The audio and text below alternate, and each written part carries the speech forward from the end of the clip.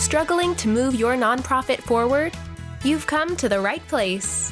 Welcome to the Nonprofit Architect, where we are giving you the actionable steps you need to launch and grow your nonprofit organization. Now, here's your host, Travis Johnson. Hey, welcome to the show. I'm here today with Mark Bowers, retired out of the Navy and runs the Nonprofit Troubleshooter, and also is the founder of the Professional Development Consortium of Hampton Roads. Mark, how are you doing today? I'm doing outstanding. I appreciate you asking. A little overcast outside, but what does the outside mean to us over this last year? Yeah, if you can steal away for some time and go out and see the nice landscape and the nice weather and get out and explore a little bit, that's great. I know Virginia is still on lockdown. I've been in Oklahoma and we've been open for months and months and months. Most of the Midwest is wide open, but those people on the coast are not interested in opening up just yet, but I'm not the expert on any of those things. We're going to talk today a little bit about how to know if what you're doing is making a difference. How do you know that your nonprofit is making that impact, is having measurable performance, and knows anything about what's going on? But before we get into that, why don't you give us a little bit of background on who you are and the Nonprofit Troubleshooter? Sure thing. So I'll reach back just a little bit. I grew up, and I use that term loosely, but I grew up in a household of do-gooders. And I didn't really appreciate or know it at the time, but my folks founded a volunteer ambulance corps for the small city where I grew up. They led a Lions Club and a Lioness Club, because we used to differentiate back then. So that was something I was surrounded with. Then I went off to college. Then I went off after that and joined the Navy, submarine officer. So I was kind of removed from that do-gooder. As a matter of fact, in the Department of Defense, doing good is part of it, but not necessarily all of it. Sometimes we're doing harm in a meaningful, purposeful way. So anyways, I completed my Navy service, did another 10 years or so in that traditional post-military role of, I'm going to go keep doing the same thing, but I just won't wear a uniform. And after about 10 years of that consulting through management consulting firms, 10 years was about enough. And so I left that last company and declared myself to be a consultant. And then I thought I'd figure out what that meant afterwards. So after about a year of doing SFM consulting, and for your audience who's scratching their heads right now, that stands for stuff for money, right? So I was like, sure, I can do that. I wound up with the opportunity to work here in Virginia Beach with the city government, Department of Human Resources, specifically Child Protective Services, their investigative unit. So these are the frontline people out there dealing with kids who are, to shorthand it, are in immediate danger and in a very unstable family situation. And I didn't know anything about that. I was detailed over there, as it were, to help with, of all things, an IT and information technology issue. But it's the proverbial pulling a string on a sweater or the tip of the iceberg, pick your analogy. It started a conversation about, well, why is this problematic? For me, it was, simply it's like, well, how do I know how to resource the IT people who are going to address this, or how to prioritize their resources? And then you pull that string, and it just completely unraveled that sweater about a lot of challenges in the organization, of which this IT thing just exposed the problem. It wasn't really a problem. Nobody cares that a printer was busted or whatever, but it just revealed a lot of challenges in the organization. The investigators, and this is a few years ago, so I'm not putting anybody right there on report. The investigators were challenged to get out and spend time with the families where they were needed to be. That's kind of the bottom line. Stuck doing a lot of admin, we're clearing backlog. Some were just leaving for similar, same job in a different city, even for lower pay, just so they could be out there with the families, with the kids. And, after 30 years, in the adult workforce, all of a sudden, all of that stuff I grew up with just came back to me. And I said, oh my gosh, I know exactly where I am now. For the first time, I'm in my passion area, and I didn't even know what it was. Turns out I like helping do-gooders do more good. So I don't know anything. Well, I didn't know anything at all about what does it mean to be a Child Protective Services investigator. But I do know what it means to, try and help others. So I found myself, as I was kind of reflecting on the work I did with them, thinking, what did I really, really like about this? When I was in the military, especially near the end of my career, I was very far removed from the average person on the street. I used to say, I don't think that what I do today is very substantial by the time it reaches my mom or my sister, right? It was very dilute at that point. And I wanted to be closer to the action, but not necessarily in the action. And it kind of came to clarity working with the Child Protective Services folks that say, I've finally found something where I'm good at it. It's stuff I want to do. It's stuff I can do. And I'm getting rewarded for it. And that's to help the organization that's right on the front line, help them do better. So it might have been useful for the city if I had gone through Child Protective Service investigator training and say, I will come here and do this for you, and I will volunteer or whatever. But I felt it's more useful to say, no, I've helped 24 people get their stuff done. That feels pretty good. I'm pretty close to the action. And then I can go elsewhere and say, what did I learn from that, and apply everywhere else. So that's what finally took me off that stuff for money consulting and put me on I want to work in the mission directed world, generally nonprofit, but certainly nonprofit and certain sectors of local and state government, fit in there. And so, again, just as we all do, we accumulate lessons learned, from our actions and interactions.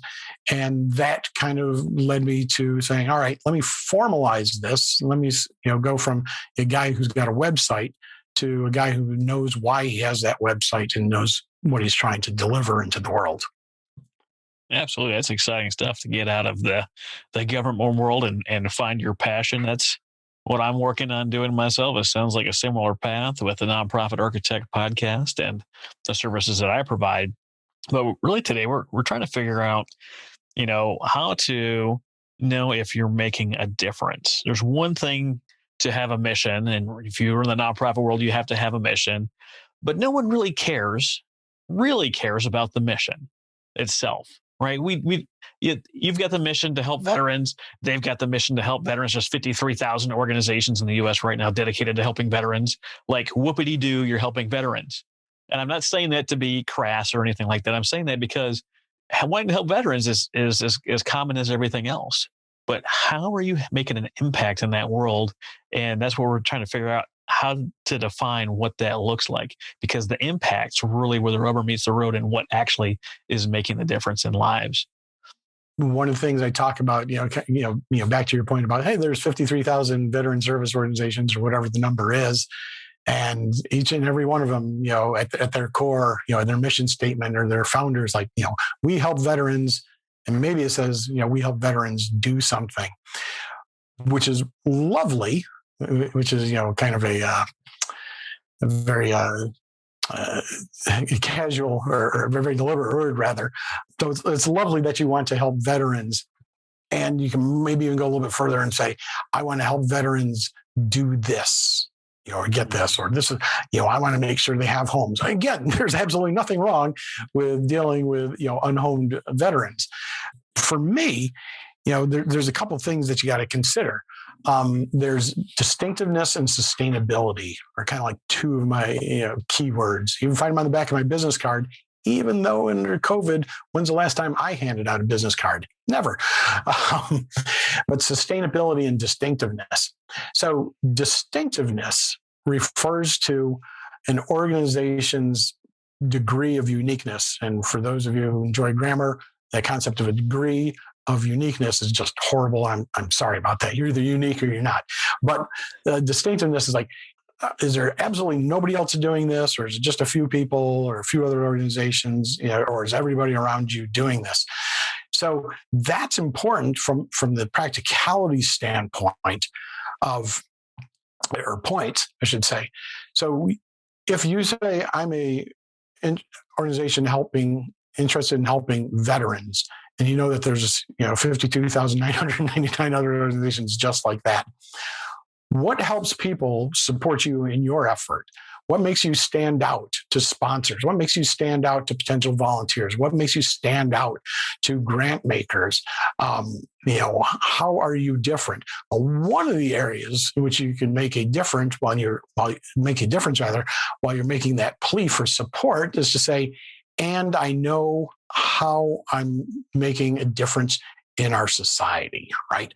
What is the impact I'm making or I can make through my efforts? So now we're taking it from I love veterans and I want to do stuff for veterans, to here's the model, here's the structure, here's the analysis, here's the theory of change, here's the logic model, here's all the pieces that go into making this particular subset of veterans, like me, I'm narrowing it down, some particular population, making their life better. And this is how I know we make their life better, because we have measures in place that show that our results, or our activities rather, directly result in elevating the life of that population. Or we know that, through funded research or academic research, that our efforts are among the things that are necessary to elevating the life of that population. And if we have an opportunity, maybe we'll dive into that, a little bit more, as we go through today. So, and the other thing, of course, I mentioned was sustainability along with distinctiveness. If you're doing good stuff, it would be lovely to have you back next year and keep doing it.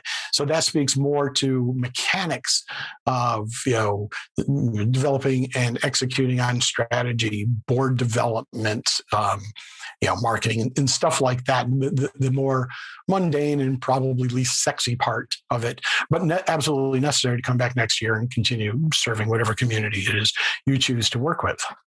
Oh, absolutely. And, we said uniqueness and we've said distinct. How are you distinct?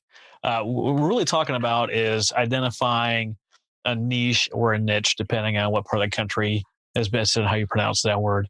But like if you're talking about your organization, it's like, hey, do you know a veteran? And maybe you can think of a bunch. Hey, do you know of anyone that wants to help veterans get into a home? Well, then you start thinking of a more specific person. You're really defining that avatar. You're getting down to that niche. When I was on the board of and the vice president of Books by Vets, our mission was to help veterans and first responders heal through sharing their story.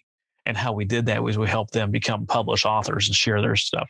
One, you've got that little feather in your cap that says you're a published author. Two, you find out that once you share your story, that not only you're not alone, but there's so many others suffering from the same types of things that you are. So it brings you back into the group, back into the fold, and helps others heal as well through understanding that other people are going through the same struggles. So I think we did a pretty good job nailing down that mission statement of who we help and how we plan on doing that. That gives us our target audience and what we're doing differently, that distinctiveness, that degree of uniqueness, as Mark says it, that really covers who it is that we're targeting and how we're different. And when you talk to, and I've talked to tons of nonprofit organizations, I talk to ones that can just spit it out and it makes sense. I've talked to others that they're trying to still kind of find the words to talk about what their mission statement is, and really understanding what the target population is that you're trying to help, and maybe put a spin on how or why or what you're doing, all on the same topic. And it doesn't have to be crazy, right? It doesn't have to be 3 lines long. I think like TED is spreading ideas. It's just 2 words, right? It doesn't have to be complicated. It doesn't have to be convoluted, but it has to make sense. It has to be easy for people to communicate. And they need to know in the mission statement, what is it that makes you unique? And that makes it a lot easier for people to identify people that might be able to help you with your mission or who might need your services. Right. So, and I think that's a wonderful example, and it actually opens the door for measuring impact. So if I can, and hopefully I've got all this, and you'll correct me if I misstate your details. But what I heard in there is, so you have a set of inputs, right? There's, publishing tools, authoring tools, there's connections into community. So there's stuff that goes into achieving your mission of, turning some set of vets into published authors, with the idea that, it's, like you said, feather in their cap, it's a bullet point on the resume. And probably the more significant one from a societal consequence is that degree of connectivity. So you're putting them with folks who can presumably receive and provide some value just simply through that connectedness, that common bond.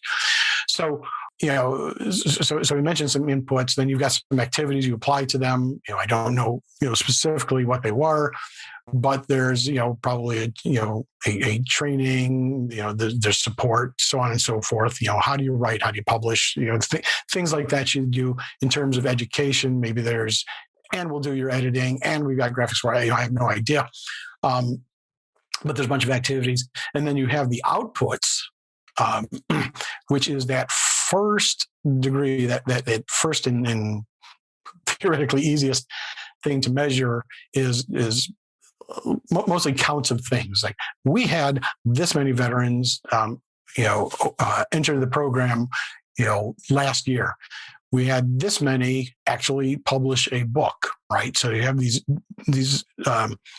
things that are underneath the management control of your organization that say, we directly, our fingerprints are all over this.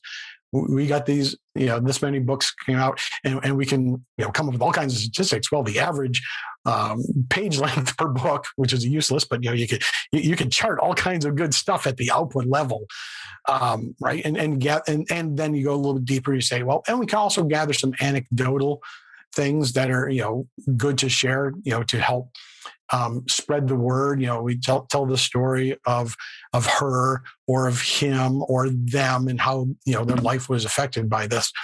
So for me, it's like, okay, now that we have that, now that we're on the brink of discovering how their life was better, we've added some things to them that are a little less tangible. It might be that connectivity. So for me, it's, what's the next two steps after that? So at the individual level, what are they able to do now? Now, how do we measure? Simply being connected is not a perfect measure of my life being better. What has that extra degree of connectedness done for you as an individual? It's like, something, if I hadn't gone through this path, if I hadn't done this and this, and you guys were part of it, and then the other thing, I would have not, found a connection to this great job. I finally have, the roof over my head, or, the steady income, or the sense of self-worth, whatever it is. So that's where you're starting to pull a little bit more out of it, and becomes less quantitative, less quantitative and more qualitative. It's anecdotal, but anecdotes are a perfectly valid form of data. And then, and here's where we're really pushing, for that impact assessment, is really, did we make a difference in the community? What does it mean that we've released, 40 authored, 40 vet authors, out into our community? Maybe it's our neck of the woods or wherever it is. It's like, how does our society benefit from that? And quantitatively, probably a little hard. This we're like almost in the pure qualitative assessment. But it's still, like I said before, you can collect qualitative data, you can analyze it, you can report on it, you can make decisions based on it. It's in that whole rubric concept of measuring what matters. Just because it doesn't fit on a spreadsheet doesn't mean it's not worth gathering, analyzing, and doing something with, and using that as your own organization's feedback loop to say, we should definitely do more of this, or we should definitely stop doing, that other thing. So to me, that's the really exciting part, is exploring, this overall impact, that societal consequences, like another term for it. It's like, we've elevated the individual. How does that in turn elevate the community? And there's the rub. There's the hard part. There's the hard part. With something like our projects that we did with Books by Vets, it was really easy to say that we've got 50 veterans that we've now turned into published authors. That's the easy part. The harder part, like the more qualitative things you're talking about, is really gathering that testimonial, that impact story. I know, especially in the veteran world, or if you talk about things like PTSD, it's hard to get permission. People want to give you the story, but they don't want you to use their name. And understandable, that's fine, right? There's a big difference between saying we feed 300 homeless people a week, very quantitative, easy number to pin on. Everything about it makes sense and is straightforward. It's easy to support something like that. It's much harder, especially in something like a veteran organization, an organization designated to serve veterans, to really get that quantitative data. Like, it's easy for us to say we help 50 veterans become published authors. What's hard to get is that story. And you could say, former EMT or Army veteran, and you could say that and then share the story. And, some of the stories from our organization is you have people that had guns in their mouth or lived in a world of empty bottles or pills or injection needles. And after sharing their story for the first time and actually getting published off, they had a reason to have that little piece of achievement, change their self-worth. This one individual went from a gun with a bullet with their name on it and empty bottles to becoming a public speaker and a head of another organization impacting other lives. So you can take that story, you can take that qualitative piece, and there's so many organizations, especially veteran organizations, that are not doing this, that are not gathering the stories. Don't use their name. Say, hey, we got another Marine Corps veteran entering our services today. They're going to read this post. Give us some great information, some great tips, some positive words to help them on their journey. You don't have to say Mark Bowers, retired sub officer, is now. You don't have to say that, right? You can just say, hey, we got a submarine officer, retired Navy coming out, and he's done this, this, and this, and here's his story. That's perfectly okay. That's perfectly legitimate. And it helps you create that concrete structure that shows other people what it is that you're actually doing and what impact you're providing. But if you can't share the impact, if you don't have the quantitative numbers or the qualitative stories, what are you really doing? And how can you convince people to get on board if you don't have either of those things? Right. And it goes back to what you were originally saying, and what we were talking about in terms of that distinctiveness. The fact, even the simple act of being, or the capability and capacity of telling that story or gathering a few of those anecdotes are actually pretty critical for being distinctive. When we're all, we are, nonprofits are businesses compete. There's a book called Blue Ocean Strategy. It's been out for a very long time. It's actually, I think it released a second one a few years ago. But its concept is, and it's got a commercial focus that says, go where everybody else ain't at, right? It talked about Cirque du Soleil. Cirque du Soleil is a circus. There's plenty of other circuses out there, but it is so distinctive that it's not really competing for traditional, let's go to the zoo, let's go to the circus dollars and stuff like that. So again, not only distinctiveness in what you do, but how you show yourself as an organization. And it honestly, it speaks to credibility. It allows people, again, we're in competition with everybody else for resources. So, why should I give to your organization and the other organization? Well, let me tell you why. Because your dollar, your $10, your $100, your $1,000 is going to help us tell more stories, success stories like this one about Mark, who was sitting on a Mark 48 Tomahawk missile and, et cetera, et cetera. Actually, I just combined torpedoes with missiles. I apologize to everybody in the Navy for that. It's been a couple of days since I've been out. There's always that person listening. Well, that's not how that works. You're like, come that's on. Right. You're right. Let's sprinkle a little so I'm going to grace depend on your editing skills to fix my blunder there. You don't really have to. Definitely not going to edit this out. That's making it in there. That's right. I see it all the time. You see it all the time in comedy specials. So, but yeah, it's so again, it goes back to, like I said, being distinctive. And another point, when you mentioned TEDx is, so you can't get to that distinctiveness, right, unless you truly know what your purpose is. And you spoke a little bit about that, about books by vets. Pretty distinctive, pretty unique. Don't know of any other organization. Plenty of vet organizations. Don't know of anyone else that's focused on that authorship.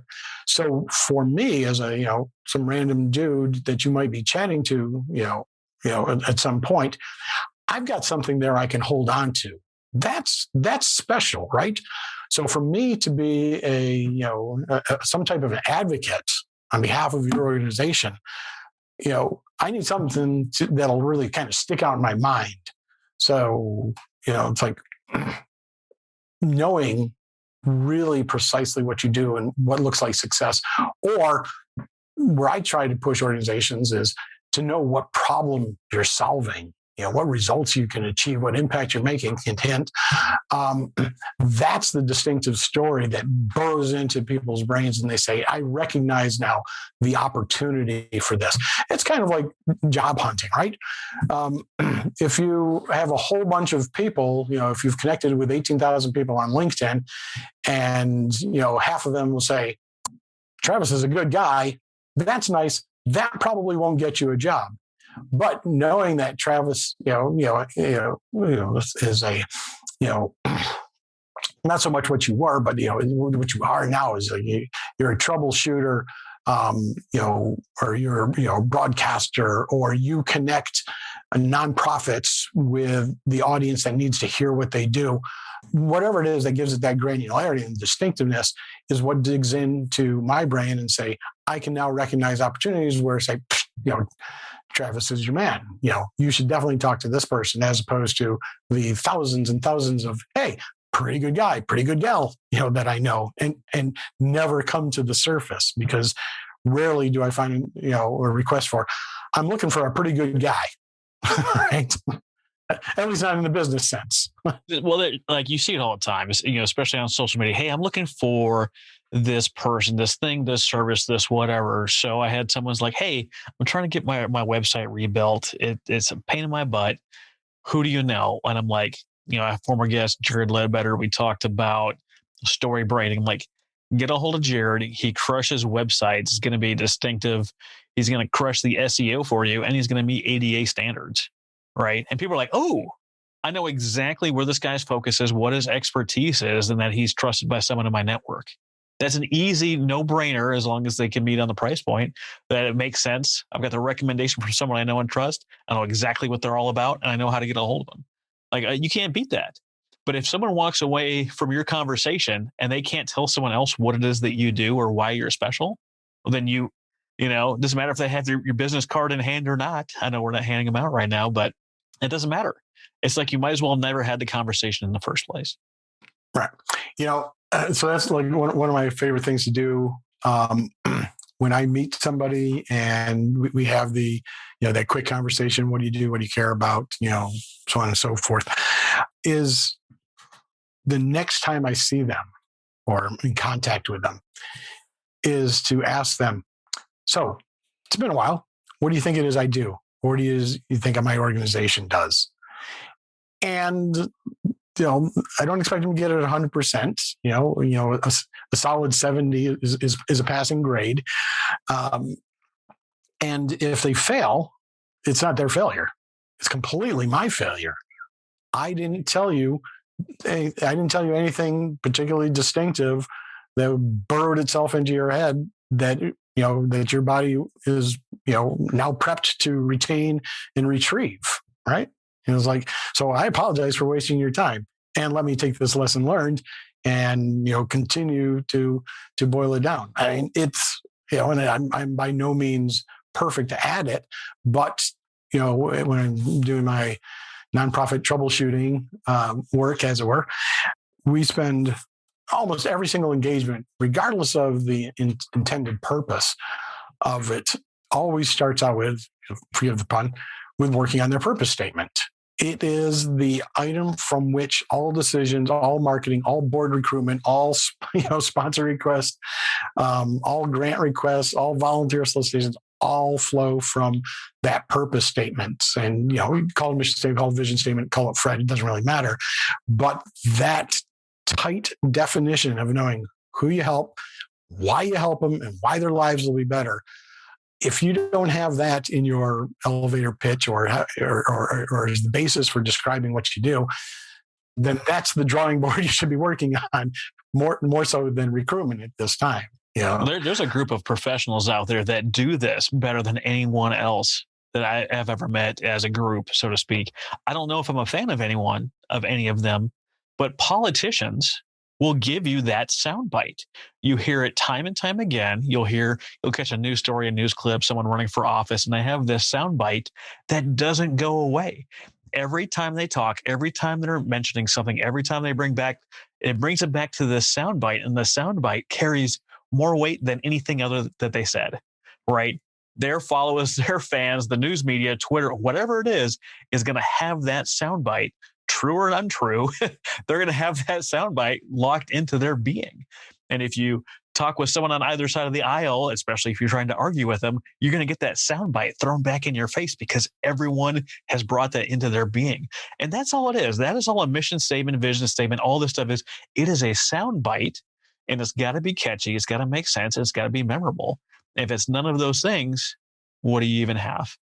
So I think there's one more thing, though, that mission statement or that soundbite needs is an invitation, explicit or implicit, an invitation to carry on the conversation. The only decision I think someone's going to make on, that elevator speech, the pitch, the mission statement is, do I want to learn more? And that's really, a big part of it.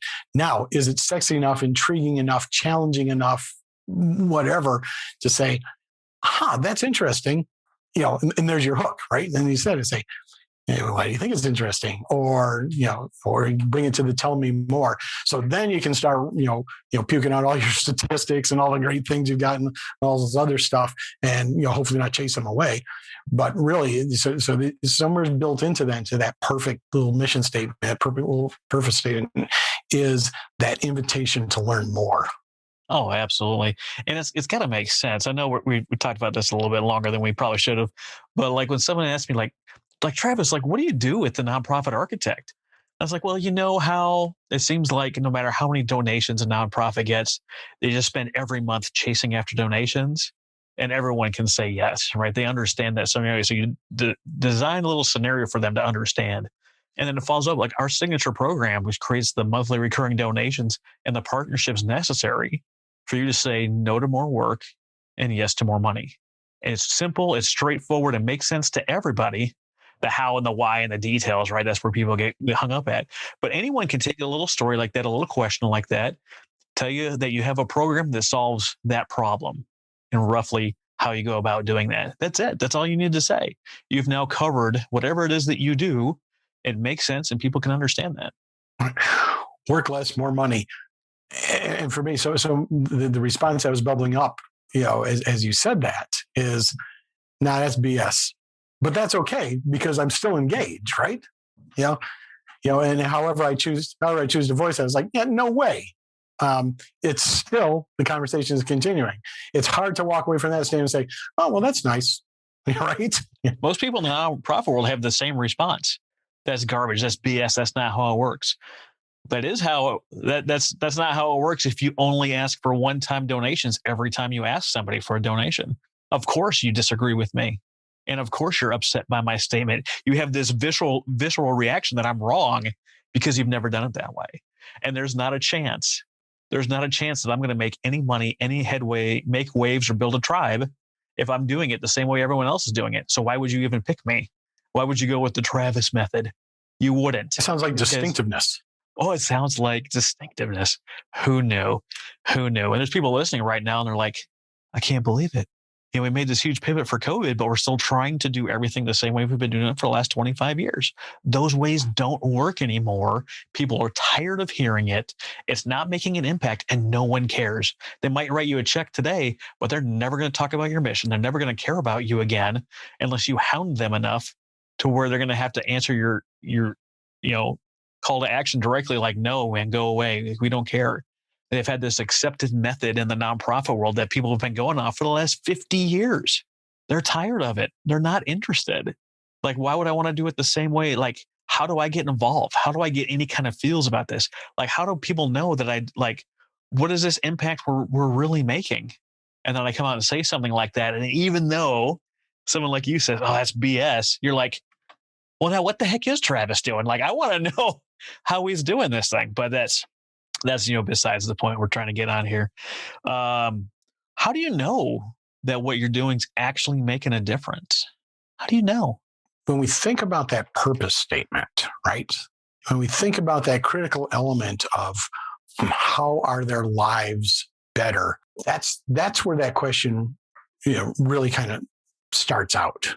When we say their lives are better, then we have to look outside, the immediate activities that you're thinking about bringing to them, programs or services or whatever, and go to a more, if you pardon the consultant sounding word, more holistic look and say, what does it mean for their life to be better?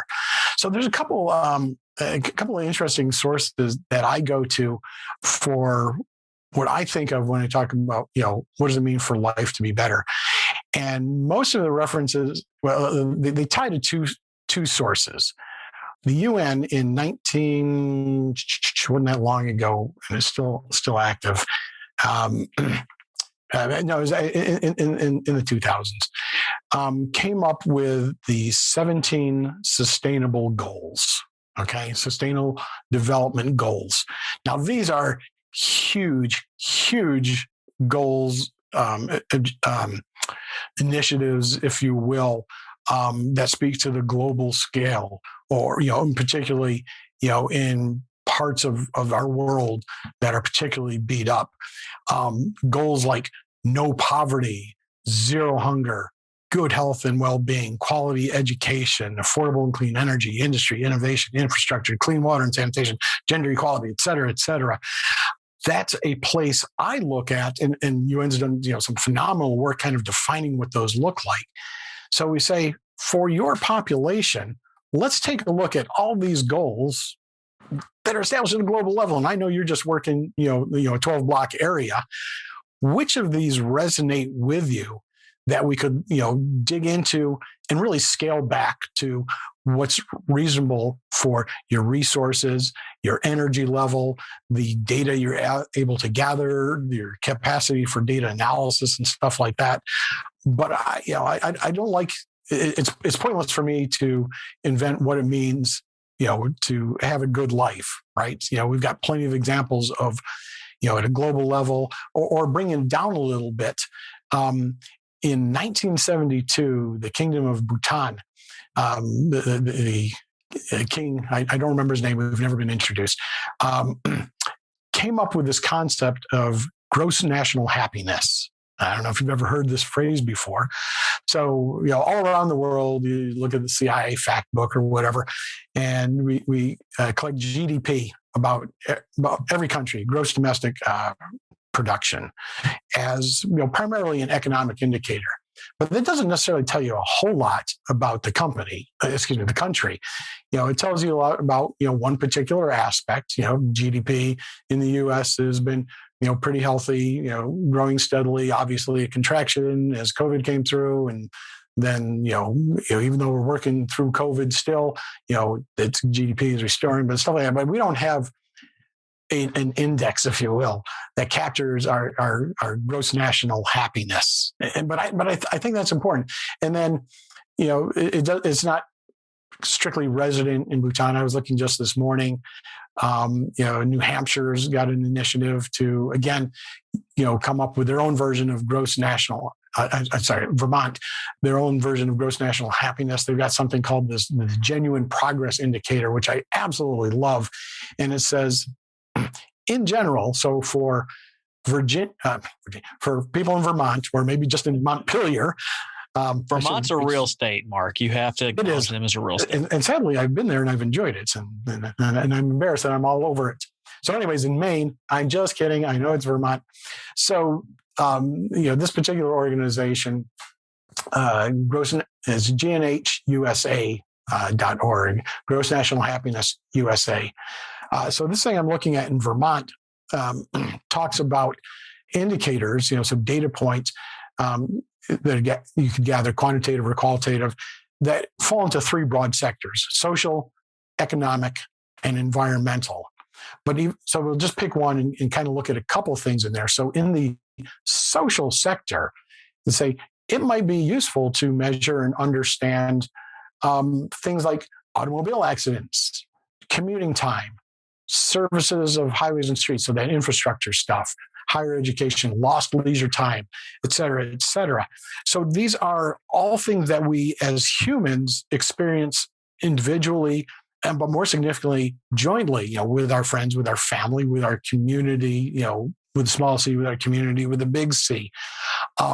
So this really helps in terms of saying, all right, so how do we know their life is better? It's like, well, my efforts, the tiny little nonprofit that I run, they don't speak to all this. I don't speak to environmental stuff at all in there. That's not my goal for what I'm trying to do. But there is things in there that, like that lost leisure time. Folks I work with, I want them to learn to lead smarter, not harder, to some degree. How do we know we do that? It's like, well, they came back, they did more volunteer work. That's a plus thing. They are not burning up their leisure time doing grunt work or admin work or redoing somebody else's work and stuff like that. And, so the nice thing for me, consulting or working with organizations is we've got, tons of resources that say, what does it mean to help the whole person, to help the whole community? Let's pick the ones that are in our wheelhouse and drive to them. So I might not be able to make your life perfect through my nonprofit or through books by vets, but I can be a contributing factor because here are a couple areas that I can help you out. And something, I might be the only organization, I may be part of the only organization that's really focused on helping you with that thing and thus helping our community. So that's where this stuff goes to. And it's one of the hairy things, one of the real challenges that we have to be aware of, though, is the passage of time, right? So I think I've dropped the phrase management control before. So you as, back in your day as a leader in books by vets, there's stuff that's really under your control. The inputs you take in, it's, that's strictly under your control or your leadership team's control. It's like, we're going to take this in, we're going to recruit for this, we're going to ask for this money and stuff like that. Those are absolutely management activities. And then what you do with them, the outputs you create. It's like, this training class, this recruiting poster and all this stuff. Again, you totally own that. The moment we put it out there and make it not just available, but put it in use by an individual or a group of individuals, you're losing that management control, right? So all the outside influences are starting to creep in, on that person or whoever you're serving, as well as, don't forget, their own free choice to, participate fully, to not participate at all. All of that you're starting to lose control. So you'd like to, so pretty close in, and we talked about this before, you get the outcomes, you can see the good usage of this, right? So that's that first round of anecdotes.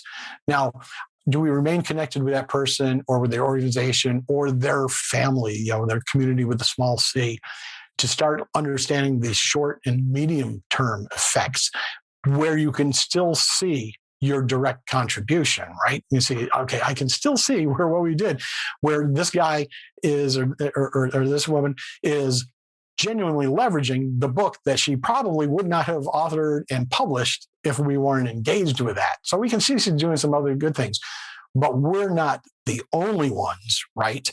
Who have, helped her on her path to, to that better life. And this is the crazy part about doing this societal consequences impact analysis, is that it's a little bit of a leap of faith that the stuff you did that helped them achieve those short and medium term good usage or the direct contribution to their medium term effects. Once we start talking about the long term, it would be lovely to find that person 5 years from now, 10 years from now, and have them back as a speaker, right? And tell their good story and tie it to yours. But by the time they're that far out there, there's been a ton of indirect effects, so stuff that you had nothing to do with. There's maybe some lingering still direct effects. You got them pointed in roughly the right direction, or you gave them one or two tools that they're still using. So it's really understanding, unless you've got a ton of money to track an individual, and you see this, in big organizations will do a long-term anthropological type research, and we will track this group of individuals, will track this tribe over time, to draw something like that. In more typical nonprofit, mission-directed organization, that's a lot of it is good to know, and it's very important to use that for structuring the original purpose statement and thinking about the data you want to gather and the data that you'd have the capacity to analyze. And it certainly informs the activities you do that convert inputs into those lower level outputs. But in terms of assessment, I think most organizations will have to come to an understanding that ultimately we are a contributor to that person's life improvement. We are not the sole owner of that. We didn't do this all by ourselves, right? We might have done it all by ourselves to get them that book published, right? But what they did with that book, now it's starting to seep out of our control. That doesn't mean we don't measure it. It doesn't mean we don't care about it. It doesn't mean we don't use it to form our initial support plan. But we just know that at some point, the credit we're taking for it is shared with others. That's without a doubt. I know when we were in Books by Vets, we had the 3 E's. We have encouragement, empathy, and entrepreneurship. Encouragement, because you have to, I don't care who you are, you need a little encouragement to get that book written. Empathy, actually listening to what's going on in the world. We might be the first person to actually listen to them without judgment with the story that they're telling. It's really a shame, right? That's not our hope that we're the first person to listen, but to actually be, engaged in empathy and what that means. And then entrepreneurship, because they have to go and encourage and sell these books. Like, we don't take a percentage of the sales. We didn't do any of that stuff. But having a book written doesn't really mean anything if no one reads it. Just like having a website means nothing if no one goes there, and having an organization that has an impact means nothing if no one knows who the heck you are. But, as you're working through this, and as you've got your mission statement with impact written, how you're actually tracking to see if you're making a difference. How do you know that what you're doing is meaningful and moving the needle, or if it's just convenient and you're just making motion, making it look like you're busy because, everyone in America has the need for whatever reason to feel busy, and busy is the badge of honor. Like, how do you know the difference between things that are meaningful and things that are just flapping in the wind? Let me take you way back to Physics 101. All right. Newton's law, is that what we're doing? The 3 laws of motion? Probably. So one of the few things I remember from physics class is the definition of work. Work is force through a distance. When you say, I've done a lot of hard work today, but I didn't get a damn thing done, actually, you've done 0 work. 0 good work, 0 bad work. You've done 0 work because you didn't make a difference. Imagine pushing against a wall in your house with all your force. Don't use a sledgehammer. Just lean against it as hard as you can. I'll bet you that wall doesn't move. If it does, you need to find another house. But generally speaking, that wall's not going to move. Usually I worked all day. Walk through. Yeah. Right. Push all the walls on the walk through, see if it's worth buying. Right. Yeah. That won't look weird at all. So you can push on it all day long, but you've accomplished no work. You did not move the wall, and you didn't move yourself. You've expended a lot of effort. So I think are you just, diddling around doing stuff, or have you accomplished something meaningful? You don't know that without the measures, right? Can you measure the distance you traveled or somebody else traveled as a result of your efforts, as a result of your activities. So, and again, so I mean, it's all the stuff we've been, going through here is, yeah, it's nice that I have a good feel about that. It's like, yeah, we provided all these beds, we provided all these needles, we found homes for, all these, three-legged dogs, all great.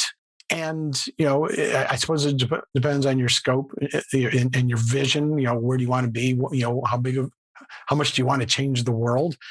But even those things, have measures. They're easy measures, they're outputs, they're counts, stuff like that.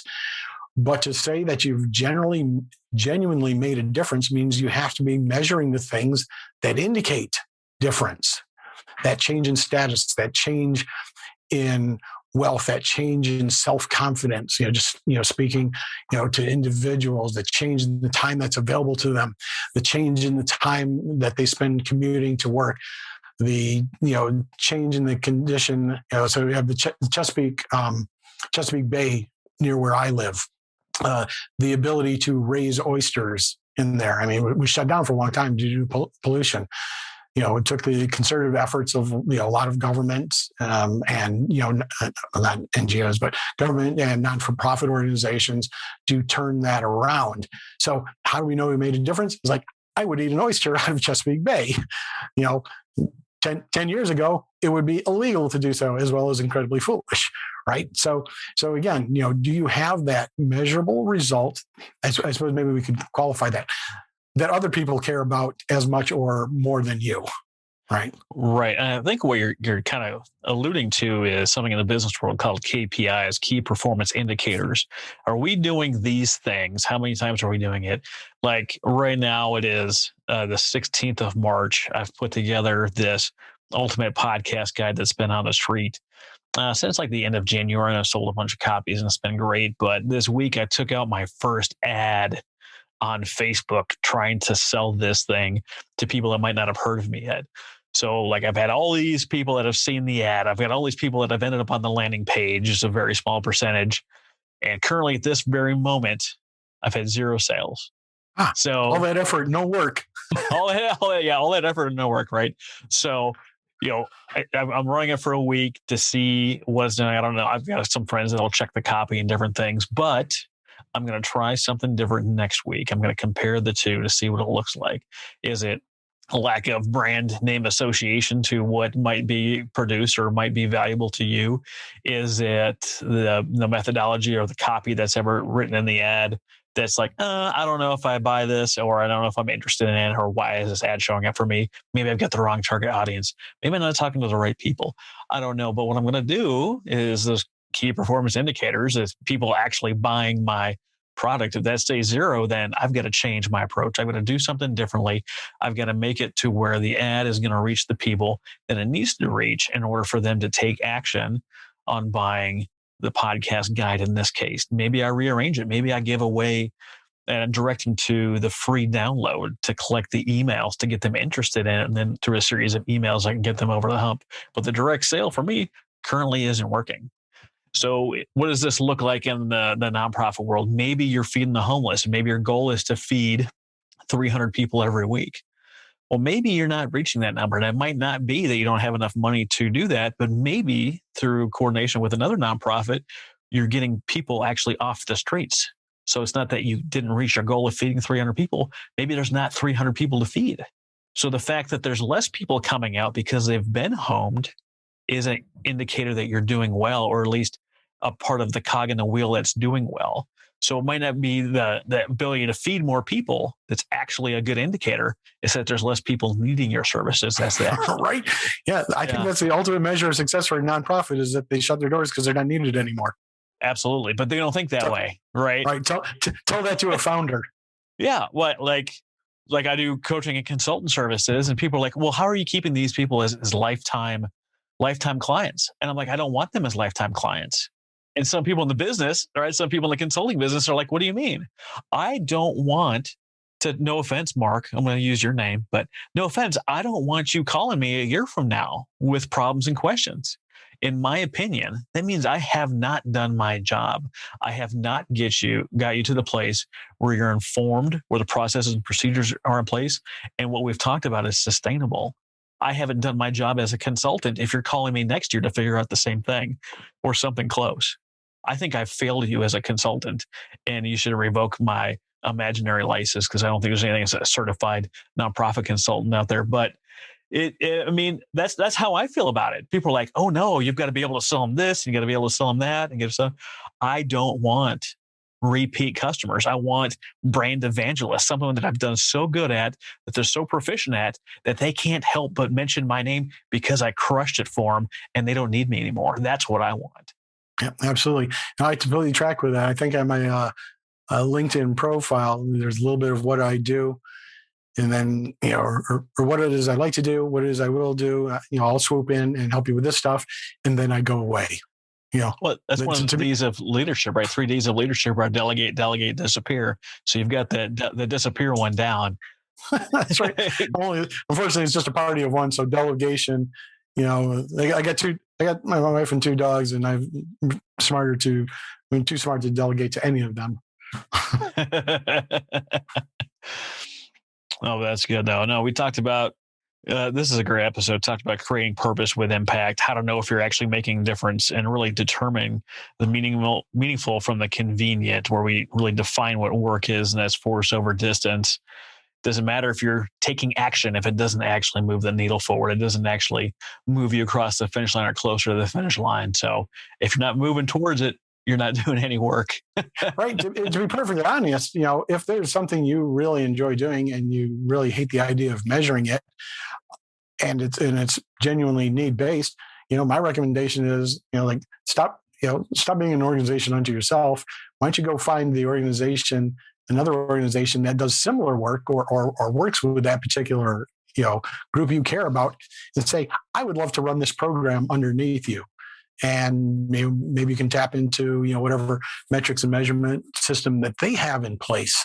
And there's absolutely nothing wrong with that. We love volunteers, we love, cheap staff and stuff like that. And to be perfectly honest, and this time I talked with budding nonprofits, brand new ones, or folks who are thinking about it. One of the questions I always ask them is, would you be willing to do this if your name wasn't associated with it? And if they get any answer like, well, no, this is really important to me because, my brother, or just it's in my heart, or stuff like that. It's like, you're in the wrong business if your name's got to be associated with it. Yeah, that's one of the questions I asked. Like, is it about you or is it about them? Is one of the questions. And the other one I asked them, if I put $2,000 in your pocket today and it made a world of difference, I don't think you should be in the nonprofit world. I mean, that tells me that your life is not in order. That where that $2,000 in your pocket today is going to make a huge impact in your world.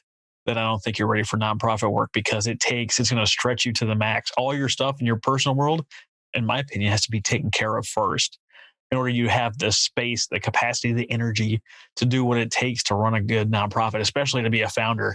Oh goodness, I don't know people that work harder at anything in their lives than nonprofit founders. Good Lord. Right.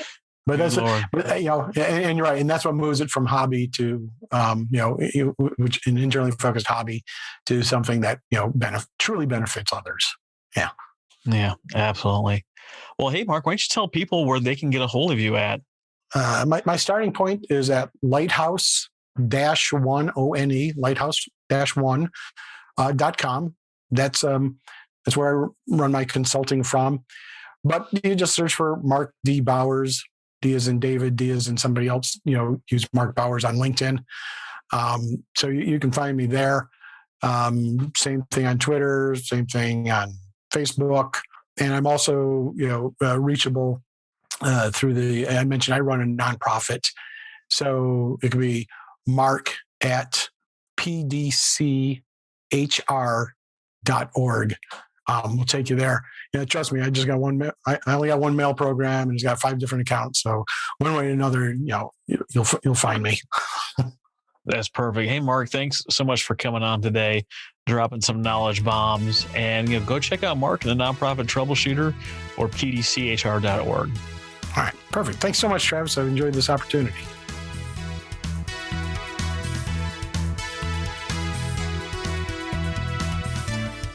You've been listening to The Nonprofit Architect. To listen to all our past shows, visit http://nonprofitarchitect.org. And be sure to subscribe, rate, and review our show. Thank you.